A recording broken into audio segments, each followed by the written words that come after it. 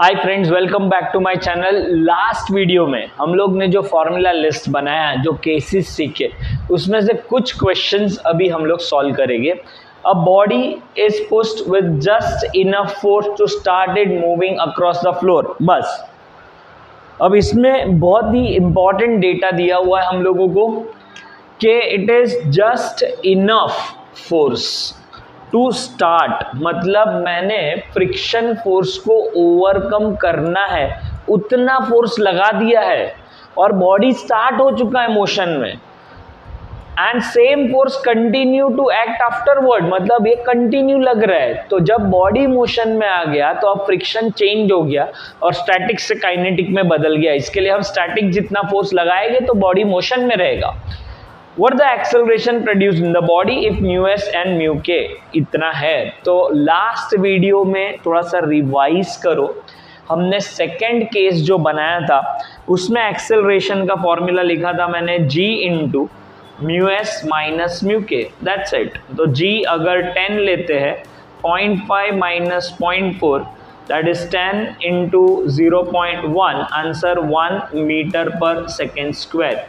और अगर g 9.8 लेते हो तो आंसर आ जाएगा 0.98 metre per second square. So this was second case जो मैं बात कर रहा था, कुछ ऐसा क्वेश्चन होता है। नेक्स्ट, पुली सिस्टम। जब पुली सिस्टम आता है तो हमारा एक्सेलरेशन का फॉर्मूला होता है m2 minus mu m1 upon m1 plus m2 into g. लेकिन तभी भी मैंने बोला था ये m1 कौन सा होता है, तो जो टेबल पे होता है वो होता है m1। फिलहाल मेरे पास टेबल पे 2m है, तो इन दोनों का टोटल मास हो जाएगा 2m, तो यहाँ पे आ जाएगा 2m। m2 जो हैंगिंग होता है वो होता है विच इज m, तो मेरा फॉर्मूला बनेगा m minus mu into 2m upon m plus 2m into जी।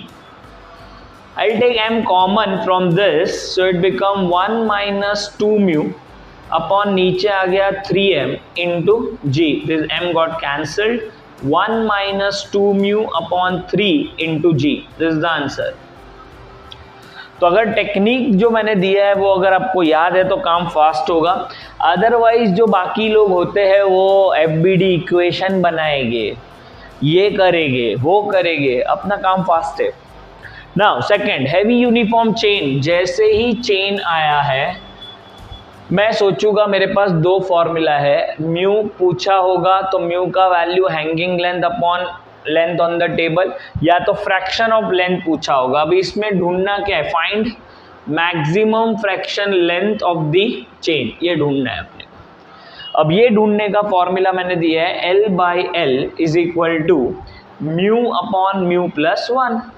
अब म्यू इसने दिया हुआ है 0.25, तो ये बन गया 0.25 upon 0.25 plus 1, so it becomes 0.25 divide by 1.25। I can write this as 25 divide by 125, और 25 125 कैंसिल होगा तो 1/5। If I write in case of percentage delta L by L is 1/5 into 100, तो ये बनेगा 20%, मतलब चेन का 20% आप हैंगिंग रख सकते हो विदाउट फॉलिंग इट डाउन। तो दिस इज अबाउट न्यूमेरिकल। जो मैंने केस सिखाए हैं उसके 3 केस मैंने ले लिए हैं, तो ऐसे ही केसेस आप ट्राई करो। कुछ डाउट आया कमेंट बॉक्स में लिखो, कोई क्वेश्चन नहीं समझ रहा है कमेंट बॉक्स में कमेंट कर दो, I can solve that doubt. एक और इम्पॉर्टेंट अनाउंसमेंट, मैं स्टार्ट कर रहा हूँ फिजिक्स का बोर्ड्स के लिए crash course in the coming month, and it will be hybrid mode, मतलब ऑनलाइन ऑफलाइन दोनों होने वाले हैं। उसमें इंडिया के कोई भी कोने से आप ज्वाइन कर सकते हो उसको। इसमें हम लोग सीखने वाले how to use log in the numerical, all the numericals of the boards, all the theory questions will be covered, and कुछ tricks and tips of JEE, NEET and CET। तो ज्वाइन करने के लिए हमारा डिस्क्रिप्शन में जो link है उस पर क्लिक कर लीजिए और फॉर्म भर के फिलअप करके आप ज्वाइन कर सकते हो। आगे हम लोग जो बात करने वाले that is based on incline plane, for that stay tuned.